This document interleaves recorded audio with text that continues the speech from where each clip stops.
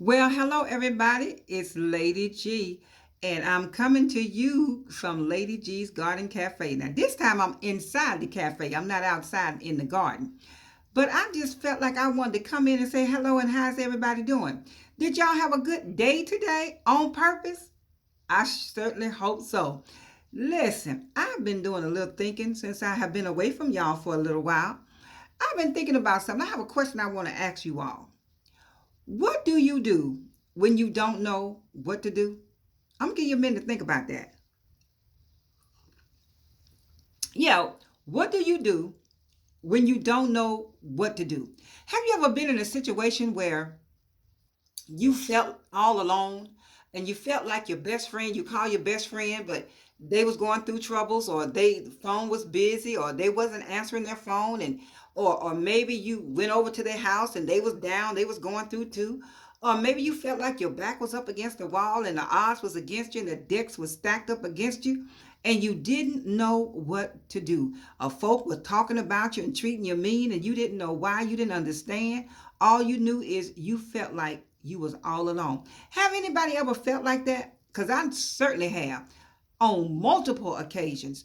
But what do you do when you don't know what to do? When you don't know who you can talk to, you don't know really who you can confide in, you don't know who you can really trust, but all you know is you're hurting on the inside and you're going through so much tragedy, so much grief, so much upset, and there's so much chaos and calamity around you and drama. And you're like, Lord, I don't want to be involved in drama. Lord, what do I do? You don't know what to do. So, my question tonight is what do you do when you don't know what to do?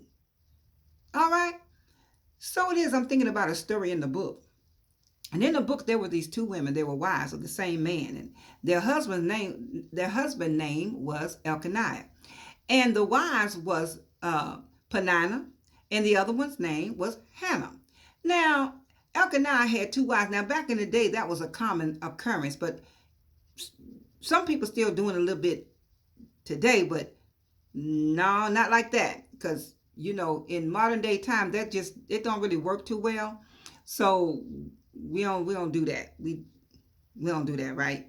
Okay. So anyway, so Elkanah had two wives. He had one named Penina, and he had the other one named, which was Hannah. Now, back in the days of old, one of the greatest honors was to bless your husband with a son. So here was Penina. She was popping out sons. Looked like she bent over to get the laundry basket. She have a baby. Look like she go and pick up something off the floor. Poop, she'll have a baby.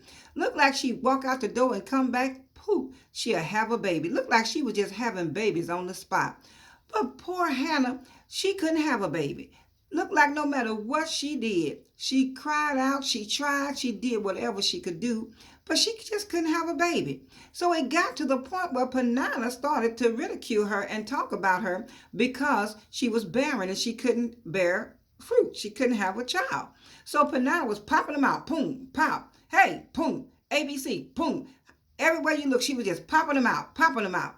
So she got the big head and got beside herself, and she started taunting Hannah. You can't have no baby. You know how people is. You can't have no baby. You don't got this kind of car. You don't drive that. You don't do this. Just picking and taunting her. Why you driving that car? Why you still doing this? And girl, why you still wearing your hair like that? You don't go to the house.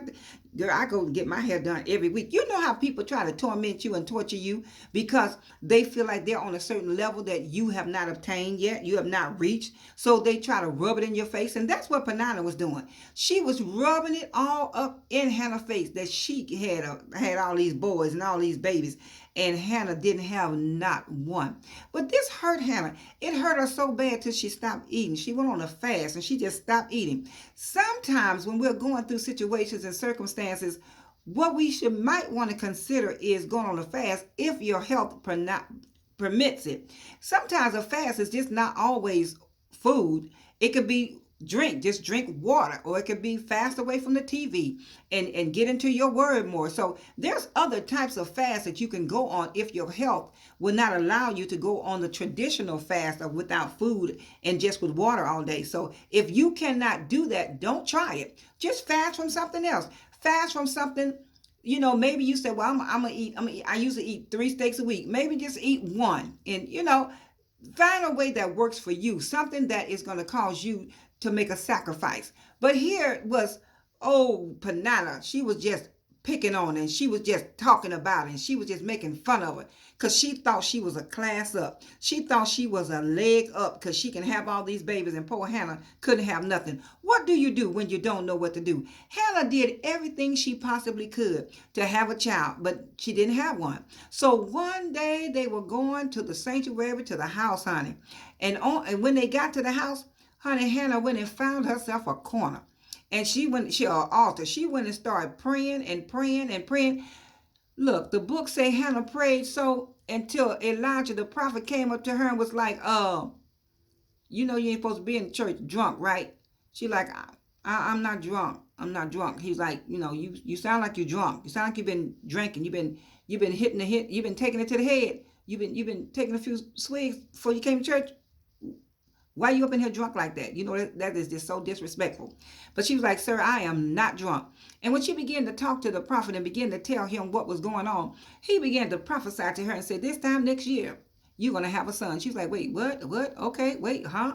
So, honey, Hannah went home, ate, blessed the Lord, and by that time next year, she had a son. But the reason why she was blessed like that, because where did she go? She went to the sanctuary. Now we know that a lot of the sanctuaries are closed today. A lot of the buildings are closed today, but don't you have a wall at your house? Don't you have a prayer closet at your house? Do you have somewhere where you can go and get along with nobody but you and the Most High, and you can cry out and tell him what's going on with you? Sometimes you got to give a good ugly cry. Sometimes you just got to moan and groan. Sometimes you just got to go in, honey. If it's just, sometimes it gets just that bad where nobody else will understand it but the Most High. So, honey, find you a corner, find you a wall. What do you do when you don't know what to do? Well, Hannah was a great example because she went before the Lord and she began to pray and pray. She prayed so hard that he thought she was drunk, and she got her blessing. So I want to encourage everybody tonight, because I feel like somebody needs to be encouraged. What do I do when I don't know what to do? Where do I go when I don't have anybody to turn to? Who do I talk to when everybody turn their backs on me? Nobody want to listen to me. What do I do? Honey, go to the Lord. Go to the Most High, because he said, cast all your cares upon me because I care for you. So, honey, no matter what people saying about you, you may feel like your back is up against the wall. Y'all may feel like this is my last straw. Like Papa used to say, I done stands all I can stand till I can't stand no more. And you may feel like, I don't know, I can't make it. This is it. It's so much going on, so much pressure.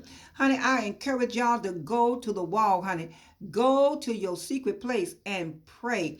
Go cry out to the Most High, honey, because he's the one that's going to deliver you. He is the one that's going to give you a word. He's the one that's going to bring you out. So what do you do when you don't know what to do? Pray, honey.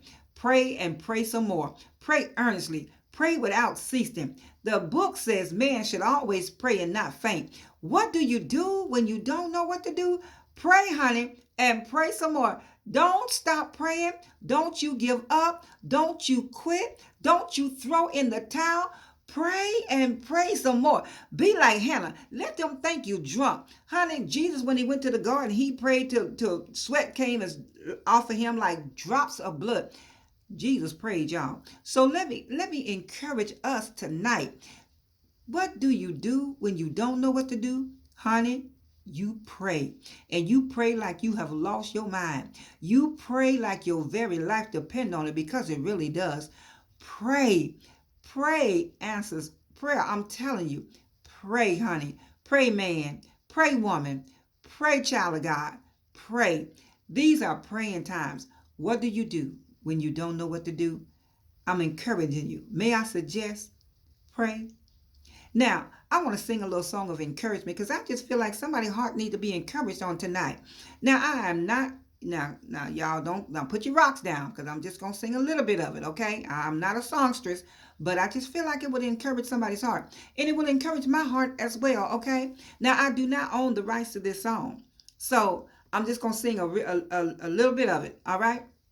And okay, here you go.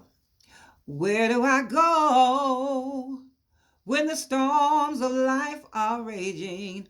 And who do I talk to when nobody wants to listen?